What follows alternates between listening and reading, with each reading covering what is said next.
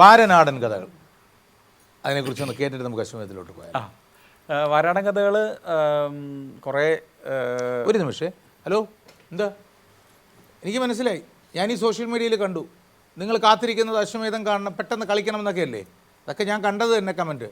പക്ഷേ അശ്വമേധം കളിക്കുന്നതിനേക്കാൾ അതുപോലെ അതിനേക്കാളോ പ്രധാനമെന്നേ നമുക്ക് ചുറ്റുമിരിക്കുന്ന ഒപ്പമുള്ള ഇവരുടെ എല്ലാം ജീവിത അനുഭവങ്ങൾ അറിയുന്നതിൽ.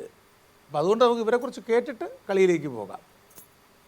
നമ്മുടെ സോഷ്യൽ മീഡിയയിൽ വല്ലാതെ കണ്ട ആളുകൾ വേഗം ഇഷ്ടപ്പെടുകയും നിർദ്ദേശങ്ങൾ രേഖപ്പെടുത്തുകയൊക്കെ ചെയ്യുന്നു. അപ്പോൾ നിർദ്ദേശങ്ങളൊക്കെ നമ്മൾ അതുപോലെ തന്നെ സൂക്ഷ്മതയോടെ എടുക്കുന്നു. പെട്ടെന്ന് പറഞ്ഞു പോകുമ്പോൾ ഉണ്ടാകുന്ന തെറ്റുകൾ എല്ലാ മനുഷ്യർക്കും ഉണ്ടാവും.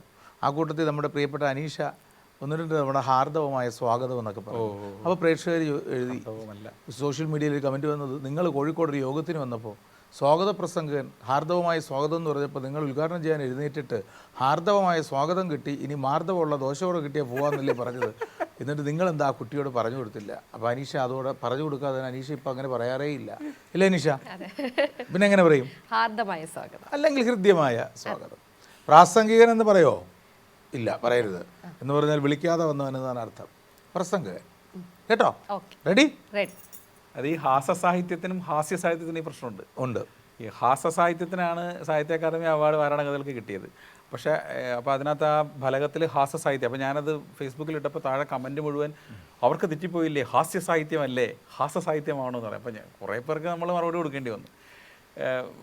ഞാനത് ഹാസ്യ സാഹിത്യം എന്നൊക്കെ കേൾക്കുമ്പോൾ മലയാളിക്ക് ഒരു പേരേ മനസ്സിലുള്ളൂ, സഞ്ജയൻ. അതെ, ലീലയ്ക്ക് പറ്റിയ ബ്ലീച്ച് എഴുതിയപ്പോൾ 40 വയസ്സിൽ മരിച്ചുപോയി.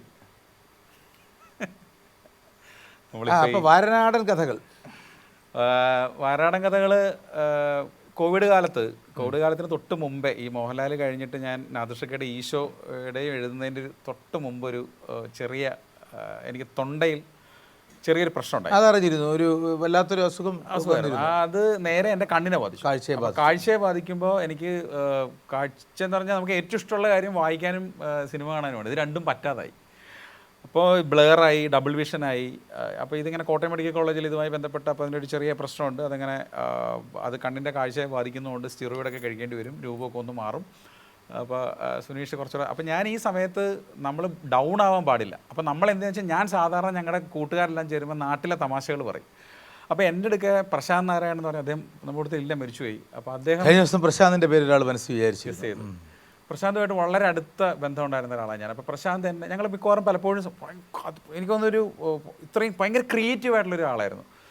അപ്പോൾ പ്രശാന്ത് എൻ്റെ അടുത്ത് പറഞ്ഞു, സുനീഷെ ഒരു കാര്യം ചെയ്യും, എനിക്ക് ഇങ്ങനെ കളം എന്നൊരു ഓൺലൈൻ പോർട്ടലുണ്ട്. അപ്പോൾ സുനീഷ് നമ്മൾ തമ്മിൽ സംസാരിക്കുമ്പോൾ പണ്ട് കുറേ കഥകൾ പറയില്ലേ, നാട്ടിലെ കഥകളാണ്, അത് ഒന്ന് എഴുതാമോ എന്ന് ചോദിക്കും.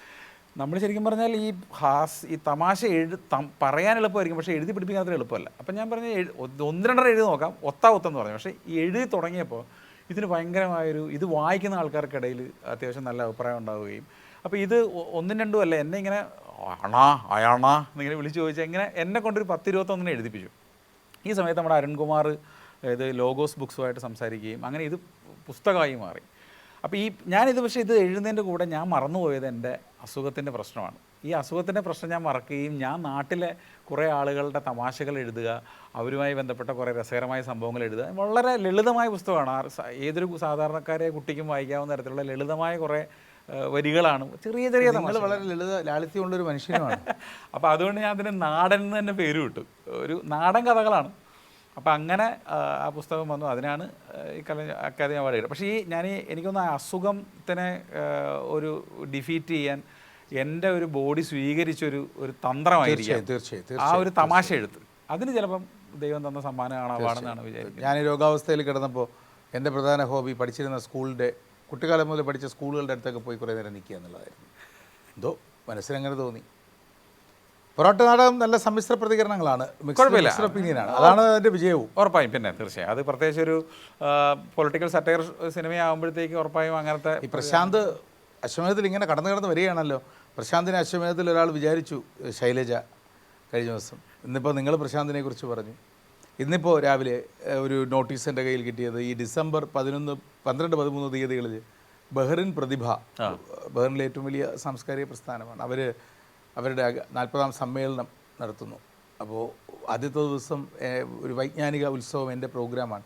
രണ്ടാമത്തെ ദിവസം സീതാറാം യെച്ചൂരി ആയിരുന്നു പ്രഭാഷണം നടത്തിയത്. അദ്ദേഹം മരിച്ചതുകൊണ്ട് ഒരു മറ്റ് ആലോചനകളുണ്ട്. പക്ഷേ അവിടെ രണ്ടാമത്തെ ദിവസം വേദിയിൽ അവതരിപ്പിക്കുന്നത് കലാസാവിത്രിയൊക്കെ പ്രശാന്ത് നാരായണൻ ചെയ്ത നാടകമുണ്ടല്ലോ, MT സാറുമായി ബന്ധപ്പെട്ട് ആ നാടകമാണ് പ്രതിഭ അവതരിപ്പിക്കുന്നത്. പ്രശാന്തിൻ്റെ നാടകമാണ്. അപ്പോൾ നമുക്ക് ആരംഭിക്കാം. തീർച്ചയായും.